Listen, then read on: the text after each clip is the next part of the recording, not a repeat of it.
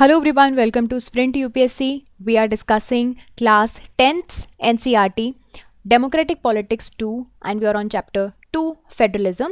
So इसके पहले वाले पार्ट्स में हम बेसिक समझ चुके हैं कि फेडरलिज्म क्या होता है और हमारे भारत में किस तरह से फेडरल स्ट्रक्चर है. हम देखेंगे कि अब हमारे यहाँ किस तरह से इसको प्रैक्टिस किया जाता है. लिंग्विस्टिक स्टेट्स के बारे में आपने सुना होगा, इसके बारे में समझेंगे. लैंग्वेज पॉलिसी क्या है और सेंटर और स्टेट रिलेशंस कैसे हैं. ठीक है, these will be discussed in today's session. आने वाले सेशन में हम डिसेंट्रलाइजेशन भारत में समझेंगे. तो देखिए, कॉन्स्टिट्यूशनल प्रोविजंस जो होते हैं वो बहुत ज़रूरी होते हैं आपके किस चीज़ के लिए, ये इंश्योर करने के लिए कि आपके यहाँ जो फेडरल स्ट्रक्चर है वो अच्छे से चल रहा है. बट सिर्फ और सिर्फ कॉन्स्टिट्यूशनल प्रोविजंस सफिशेंट नहीं है. क्या सफिशेंट है कि हमारे यहाँ की पॉलिटिक्स का नेचर कैसा है,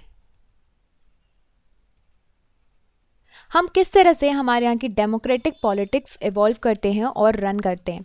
ठीक है, और यही जो हमारी फेडरलिज्म की स्पिरिट है उसको इंश्योर करता है.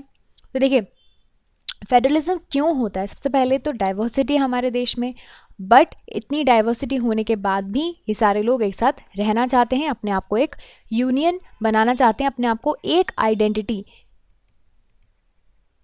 अपने आप को एक सिंगल आइडेंटिटी देना चाहते हैं, है ना. दे ऑल केम टुगेदर, अपने शेयर्ड आइडियल्स जो है वो शेयर करते हैं and as a single country अपने आप को देखते हैं. ठीक है, सो अब देखते हैं, let us look at some of the major ways in which हमारे यहाँ ये चीज़ें प्रैक्टिस हुई. तो देखिए, सबसे पहले है लिंग्विस्टिक स्टेट्स. सो हमारे यहाँ जो हमारे देश में स्टेट्स बनाए गए हैं, they are mostly demarcated on the basis of language.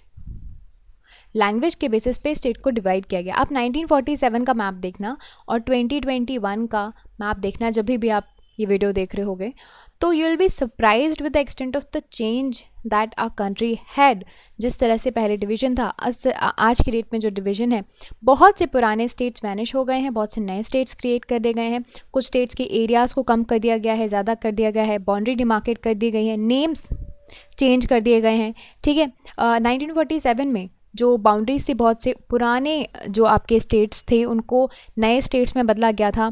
फिर ये क्यों किया गया था, ये इसलिए किया गया था कि जो लोग एक सी लैंग्वेज बोलते हैं वो एक एरिया में रहें. तो देखो, इससे एडमिनिस्ट्रेटिव एफिशिएंसी बढ़ती है.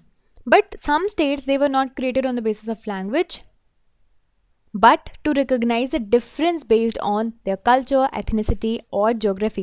So देखो, geography भी बहुत बड़ा रोल प्ले करता है आपके स्टेट के डिवीजन में. आपने देखा होगा बहुत से कंट्रीज़ और जो स्टेट्स होते हैं वो डिवाइडेड होते हैं ऑन द लाइक रिवर निकल रही है तो रिवर की बॉर्डर पे उन्होंने वो स्टेट की बाउंड्री बना दी.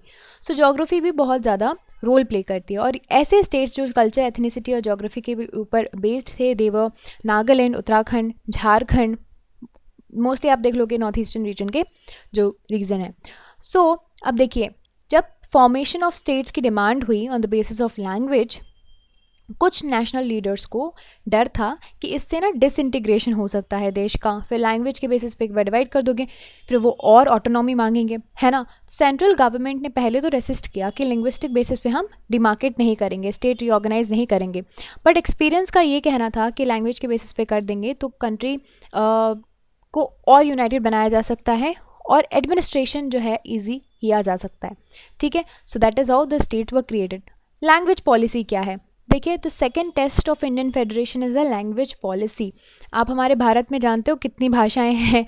आप चले जाएंगे अपने 50-100 किलोमीटर दूर की ही डिस्टेंस में आपको दूसरे डायलेक्ट, दूसरे लैंग्वेजेस मिलने लगेंगे. सो लैंग्वेज पॉलिसी क्या है, यानी कि भारत की ऑफिशियल लैंग्वेज क्या है. भारत की ऑफिशियल लैंग्वेज है हिंदी. ठीक है, but our constitution did not give the status of national language to any one language. किसी भी लैंग्वेज को, एक लैंग्वेज को हमने वन लैंग्वेज नहीं बोला, नेशनल लैंग्वेज नहीं बोला. ठीक है, अब हिंदी को ऑल्दो ऑफिशियल लैंग्वेज तो बोला गया है, लेकिन आप देखोगे सिर्फ 40% इंडियन की ये मदर टंग है. इसका मतलब है बाकी लैंग्वेजेस के लिए भी सेफ गार्ड किए गए होंगे. तो देखिए, besides Hindi there are 21 other languages recognized as a schedule languages. ठीक है, उनको शेड्यूल लैंग्वेजेस बोला जाता है, भारत के संविधान ने रिकॉग्नाइज किया है. आप देखते होगे, आप जो गवर्नमेंट एग्जाम्स देते होगे आप अपने एग्जामिनेशंस इन लैंग्वेजेस में दे सकते हो एंड स्टेट के पास खुद की ऑफिशियल लैंग्वेज चूज़ करने का भी पावर है। आप स्टेट्स में ये भी देखते होंगे कि किसी भी स्टेट गवर्नमेंट की वेबसाइट उठा के देख लेना, वहाँ पे आपको वहाँ के जो ऑफिशियल जो काम होंगे या फिर वेबसाइट्स होंगी उनकी स्टेट लैंग्वेजेस में या फिर जो भी मेजॉरिटी लैंग्वेज स्टेट यूज़ करता होगा उसमें आपको देखने मिला। Unlike India, the leaders of our country adopted very cautious attitude in spreading the use of Hindi and although according to constitutions आप देखोगे English for the official purpose इसको स्टॉप कर दिया गया था 1965 में। बट बहुत से नॉन हिंदी स्पीकिंग स्टेट्स थे लाइक साउथ के स्टेट्स जो होते हैं, उन्होंने डिमांड किया कि इंग्लिश को कंटिन्यू किया जाए। तमिलनाडु में ये जो मूवमेंट है वो काफ़ी वॉलेंट फॉर्म में भी चली गई थी और फिर सेंट्रल गवर्नमेंट कहा था कि हाँ ठीक है, इंग्लिश और हिंदी दोनों ऑफिशियल लैंग्वेज के पर्पस से चलती रहेंगी। सो देखिए, बहुत से क्रिटिक्स का ये कहना है कि ये जो सोल्यूशन है it favour the English people elite, English वाले लोगों को और जो इंग्लिश एलीट्स हैं उनको ज़्यादा फेवर किया। इसीलिए आप देखते होंगे हिंदी का प्रमोशन ऑल्दो हमेशा चलता आ रहा है और उसको गवर्नमेंट हमेशा सोचती है कि और बोलती है कि हम उसको प्रमोट करेंगे। प्रमोशन का ये मतलब नहीं है कि सेंट्रल गवर्नमेंट इम्पोज कर देगी हिंदी दूसरे स्टेट्स पे, इसका मतलब ये बिल्कुल भी नहीं है। हिंदी का प्रमोशन किया जाएगा बट इम्पोजिशन नहीं किया जाएगा। ओके, अब देखते हैं सेंट्रल स्टेट रिलेशंस के बारे में। सो देखिए, सेंट्रल स्टेट रिलेशंस क्या है, आपकी जो सेंट्रल गवर्नमेंट है वो स्टेट्स के साथ कैसे बिहेव कर रही है और जो स्टेट गवर्नमेंट है वो सेंट्रल गवर्नमेंट के साथ कैसे बिहेव कर रही है। इन अ वे बिहेवियर, कोऑर्डिनेशन, कोऑपरेशन कैसे चल रहा है। सो रीस्ट्रक्चर करना इनके रिलेशंस को, it is one more way in which federalism had been strengthened in practice. See how constitutional arrangement for sharing power works in reality depends to a large extent on how the ruling parties and leaders follow the arrangement. Of course, this is a very key factor कि आपके यहाँ जो constitutional arrangement दिया है power sharing का, उसको किस तरह से political leaders, ruling party use कर रहे हैं। बहुत टाइम तक कुछ पार्टी जो ऐसी थी who rule both at the central government and the state government, तो कोऑपरेशन बना रहता था, है ना। और बहुत सी बार ऐसा होता था कि जो स्टेट गवर्नमेंट है वो अपनी ऑटोनॉमस यूनिट की तरह काम नहीं भी कर रही होती थी और उनको ऐसा प्रॉब्लम भी नहीं होती थी। सो जब रूलिंग पार्टी आपको स्टेट लेवल पे डिफरेंट पार्टी दिखी, तब यहाँ पे आपको ये टसल स्टार्ट हो गया। उन्होंने सेंट्रल गवर्नमेंट वाली पार्टी की बात मानना बंद कर दी। अब in those days central government would often misuse the constitution to dismiss the state government that were controlled by the rival parties. इस वजह से क्या हो सकता था, फेडरलिज्म की जो स्पिरिट है वो अंडरमाइन हो सकती थी।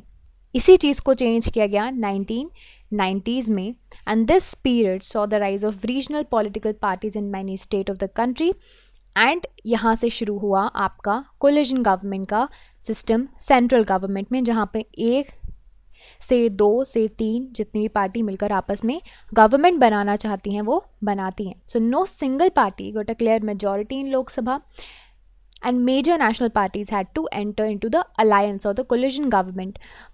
तो आपको इसी तौर पे क्या मिल गया, जो रीजनल पार्टीज थी वो भी आपको सेंट्रल गवर्नमेंट में मिल गई। इसके वजह से नया कल्चर स्टार्ट हो गया, किस चीज़ का, पावर शेयरिंग का।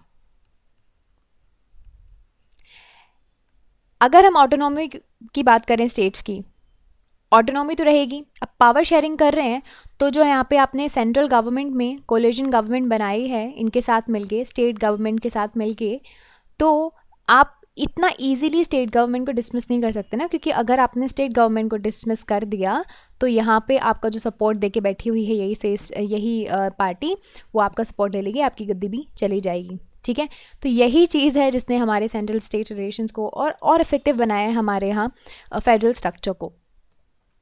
अब बात करते हैं linguistic diversity in India.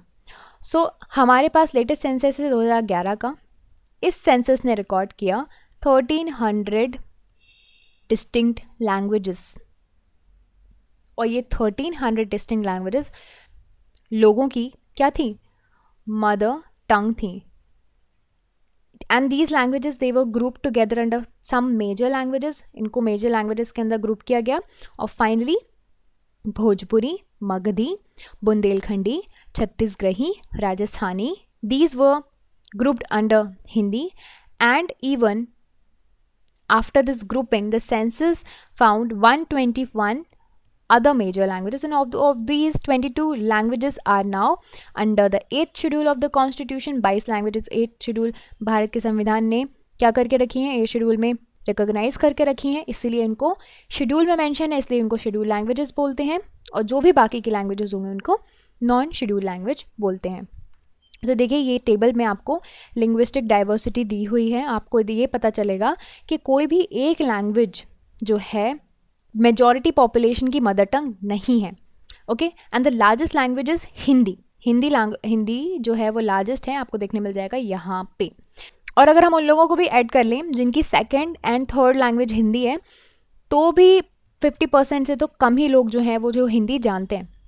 And as of English की बात करें 0.2% लोगों की मदर टंग है, and another 11% knew the second and the third as an third language. तो आपको ये थोड़ा चार्ट आप देख के समझ सकते हैं कि कोई भी एक भाषा क्या नहीं है, मेजॉरिटी लोगों की मदर टंग नहीं है। ठीक है, सो देखिए इस तरह से आपकी जो पूरी लिंग्विस्टिक डाइवर्सिटी है वो भी अफेक्ट करती है आपके फेडरल स्ट्रक्चर को। I hope you understood all of these points, and we shall discuss the next one, decentralization, in the next part. So stay tuned for that. If you like this video, you can subscribe to the YouTube channel for more videos and updates, and also you can download the Sprint UPSC app to practice book chapter and topic wise. Remember, just reading books or watching videos are not going to help you out unless you practice thoroughly.